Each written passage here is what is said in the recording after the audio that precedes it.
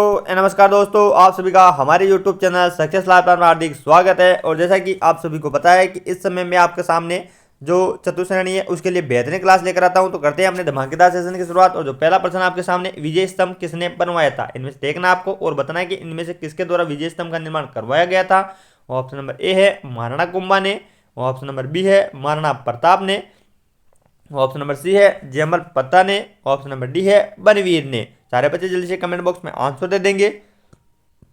तो विजय स्तंभ का निर्माण है वो किसके द्वारा करवाया गया था? तो वो महाराणा कुंभा के द्वारा करवाया गया था। इसका जो राइट आंसर हो जाएगा वो हो जाएगा ऑप्शन नंबर ए, विजय स्तंभ का निर्माण है वो किसके द्वारा करवाया गया? तो महाराणा कुंभा के द्वारा करवाया गया था। पहला क्वेश्चन आ जाता है आपके सामने, पानीपत का पहला युद्ध कब हुआ था? इंपॉर्टेंट कर लेना इस क्वेश्चन को कि जो पानीपत का प्रथम युद्ध है वो किस वर्ष में लड़ा गया था।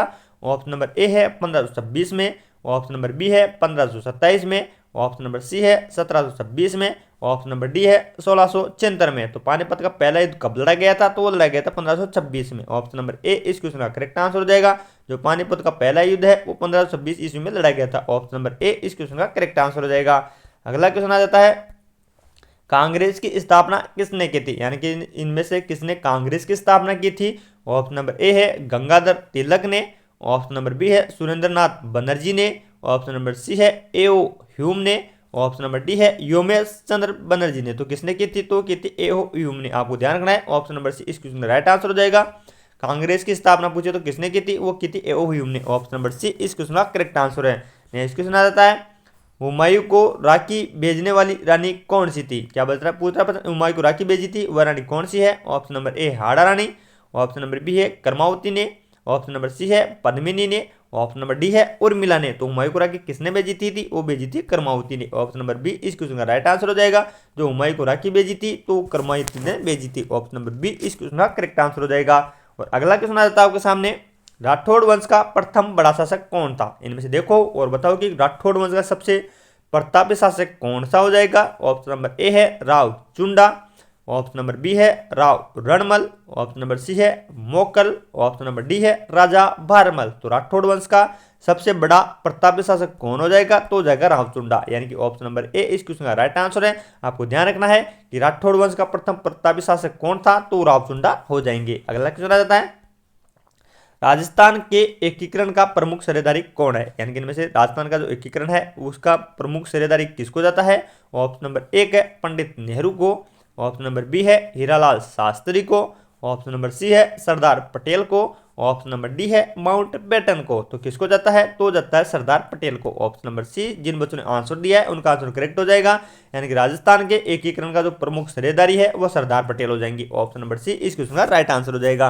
नेक्स्ट क्वेश्चन आ जाता है, चित्तौड़ के शासक वंश का नाम था। क्या पूछ रहा प्रश्न कि जो चित्तौड़ का शासक वंश है उसका नाम क्या था? ऑप्शन नंबर ए है गुहिल, ऑप्शन नंबर बी है चौहान, ऑप्शन नंबर सी है गढ़वाल, ऑप्शन नंबर डी है राठौड़। तो चित्तौड़ के जो शासक वंश है उसका नाम क्या हो जाएगा? तो हो जाएगा गुहिल, यानी कि ऑप्शन नंबर ए इसका राइट आंसर है। अगर आपको पूछिए कि चित्तौड़ के जो शासक वंश है उसका नाम क्या हो जाएगा तो आपको बताना है ऑप्शन नंबर ए गुहिल वंश। ऑप्शन नंबर ए इसका राइट आंसर हो जाएगा।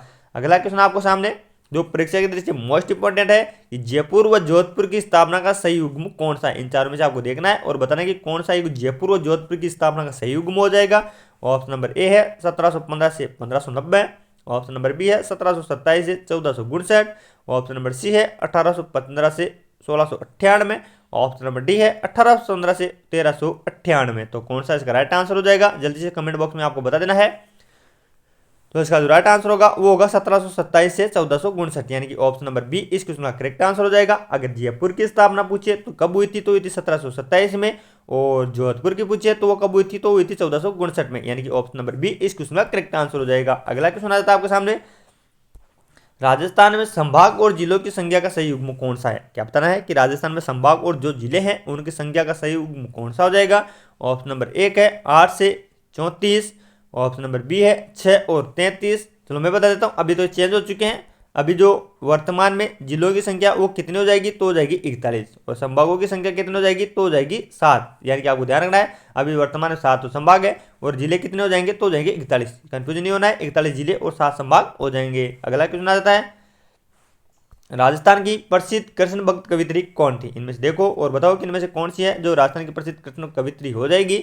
ऑप्शन नंबर एक है सहजोबाई, ऑप्शन नंबर बी है मीराबाई, ऑप्शन नंबर सी है रमाबाई, ऑप्शन नंबर डी है डोलीबाई। आपको बताना है कि राजस्थान की जो कृष्ण भक्त कवित्री है वो कौन सी है, तो वो हो जाएंगी मीराबाई। यानी कि इसका जो राइट आंसर है वो है option number B Meerabai. Meerabai को राजस्थान की प्रसिद्ध जो कृष्ण भक्त कवित्री है वो माना जाता है। ऑप्शन नंबर बी इस क्वेश्चन का राइट आंसर है। अगला क्वेश्चन है जयपुर राज्य ने अंग्रेजों के साथ समझौता कब किया था। इस क्वेश्चन को तो इंपॉर्टेंट कर ही लेना, मोस्ट इंपॉर्टेंट क्वेश्चन है कि जयपुर राज्य ने अंग्रेजों के साथ समझौता कब किया था।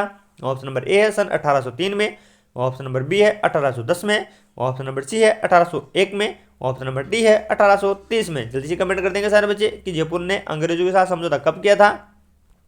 तो जिन बच्चों ने ऑप्शन नंबर ए बताया उनका आंसर करेक्ट होगा, यानी कि सन 1803 में जयपुर राज्य ने अंग्रेजों के साथ समझौता किया था। ऑप्शन नंबर ए इस क्वेश्चन का करेक्ट आंसर हो जाएगा। अगला क्वेश्चन है विशाल राजस्थान की जो स्थापना के समय है वो 30 मार्च 1949 को इसकी राजधानी कहां पर थी। क्या बता रहा है, विशाल राजस्थान राज्य की स्थापना के समय 30 मार्च 1949 को इसकी राजधानी कहां पर थी। ऑप्शन नंबर ए है जयपुर, ऑप्शन नंबर बी है बीकानेर, ऑप्शन नंबर सी है अजमेर, ऑप्शन नंबर डी है डेगाना। तो ये तो आप सभी को पता होगा कि इसका जो राइट आंसर हो जाएगा वो हो जाएगा ऑप्शन नंबर ए जयपुर। यानी कि जब राजस्थान की स्थापना की गई थी 30 मार्च 1949 को, तब इसकी राजधानी कहां पर थी, तो जयपुर राज्य हो जाएगा। यानी कि ऑप्शन नंबर ए इस क्वेश्चन का करेक्ट आंसर है।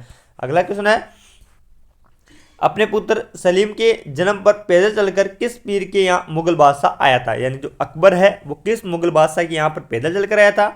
ऑप्शन नंबर एक है Sultan Moinuddin Chishti Ajmer, option number B है Baba Narhar Pir Jhunjhunu, option number C है Sheikh Salim Chishti Agra, option number D है हजरत निजामुद्दीन दिल्ली। तो ये कहाँ पर आए थे आपको कमेंट बॉक्स में बता देना है। और जिन बच्चों ने शेख मोइनुद्दीन चिश्ती बताया उनको बहुत बहुत शुभकामनाएं, क्योंकि इसका राइट आंसर होगा वो ऑप्शन नंबर शेख मोइनुद्दीन चिश्ती। यानी कि जब अकबर के सलीम हुए थे तब वो पैदल चलकर है वो शेख मोइनुद्दीन चिश्ती अजमेर के यहाँ पर आए थे। ऑप्शन नंबर ए इस क्वेश्चन का राइट आंसर हो जाएगा।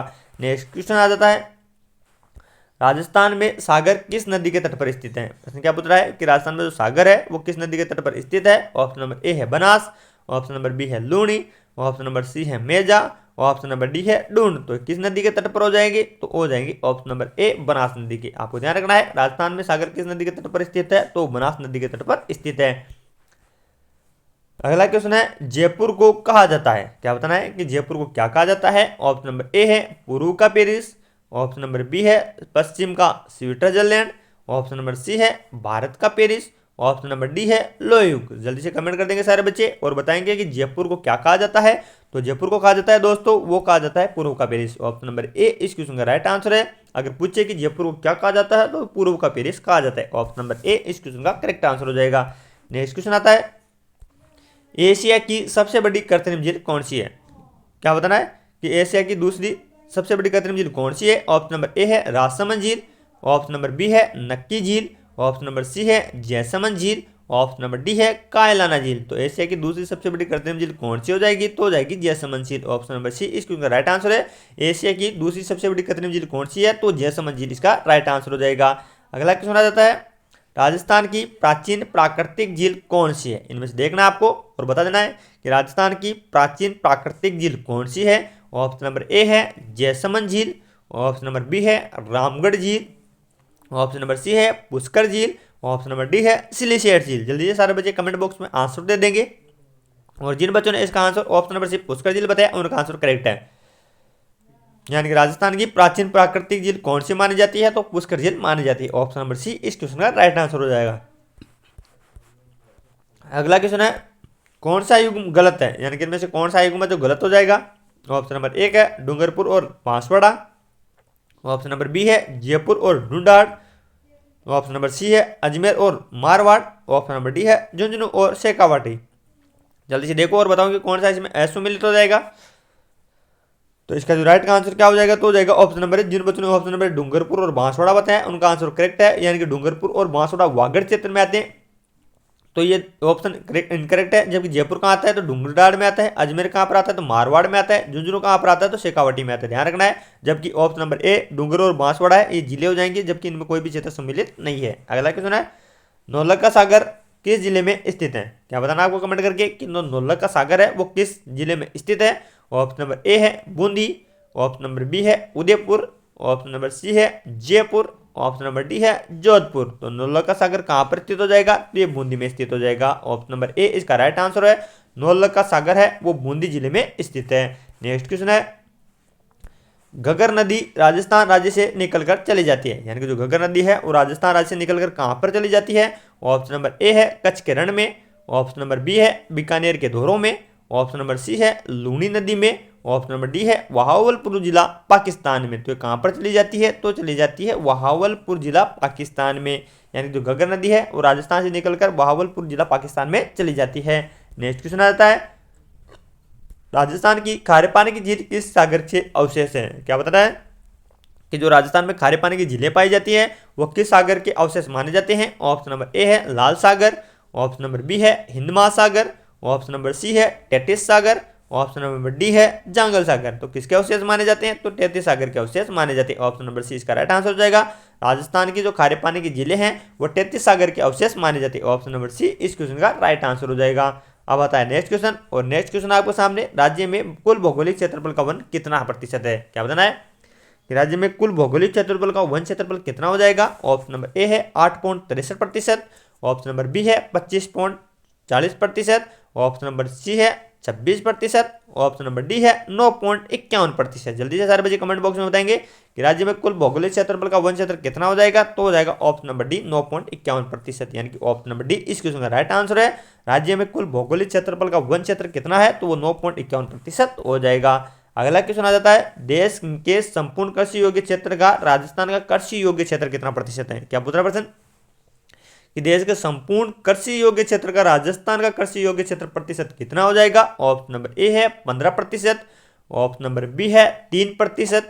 ऑप्शन नंबर सी है 10.4%। ऑप्शन नंबर डी है 11%। तो कितना हो जाएगा, तो हो जाएगा 11%। यानी आपको ध्यान रखना है, देश के संपूर्ण कृषि योग्य क्षेत्र का राजस्थान का जो कृषि योग्य क्षेत्र प्रतिशत है वह 11% हो जाएगा। ऑप्शन नंबर डी इस क्वेश्चन का करेक्ट आंसर हो जाएगा। अगला क्वेश्चन है, राजस्थान में बेलों का कुंभ मेला कहाँ पर लगता है। क्या बताना आपको कमेंट करके कि राजस्थान में जो बेलों का कुंभ मेला है वो कहाँ पर लगता है। ऑप्शन नंबर ए है आयड़ माता का मेला। ऑप्शन नंबर बी है आसपुर का में शिव मेला। ऑप्शन नंबर सी है बेणेश्वर का शिव मेला। ऑप्शन नंबर डी है बांसवाड़ा बसंत पंचमी मेला। तो कौन सा लगता है, तो लगता है बेणेश्वर का शिव मेला। ऑप्शन नंबर सी इसका राइट आंसर है। यानी कि राजस्थान में बिलों का जो कुंभ है वो बेणेश्वर का शिव मेला लगता है, और ये कहाँ पर लगता है, तो ये डूंगरपुर में लगता है। तो आपको ध्यान रखना है कि बिलों का कुंभ पूछे तो कौन सा हो जाएगा, तो हो जाएगा बेणेश्वर शिव मेला। ऑप्शन नंबर सी इस क्वेश्चन का राइट आंसर है। तो दोस्तों ये थी अपनी जो चतुश्रेणी एग्जाम है उसकी बेहतरीन क्लास। आशा करता हूं कि आपको क्लास अच्छी लगी होगी, और अगर अच्छी लगी है तो कमेंट करना है और बताना कि आपके कितने क्वेश्चन करेक्ट हो रहे हैं। अगर आप इसी प्रकार बेहतरीन स्कोर करना चाहते हैं तो मिलना हमारे साथ कल इसी टाइम पर। मैं कराऊंगा आपको चतुश्रेणी क्लास की बेहतरीन क्लास। तब तक मिलते हैं कल इसी टाइम पर। तब तक जय हिंद जय भारत।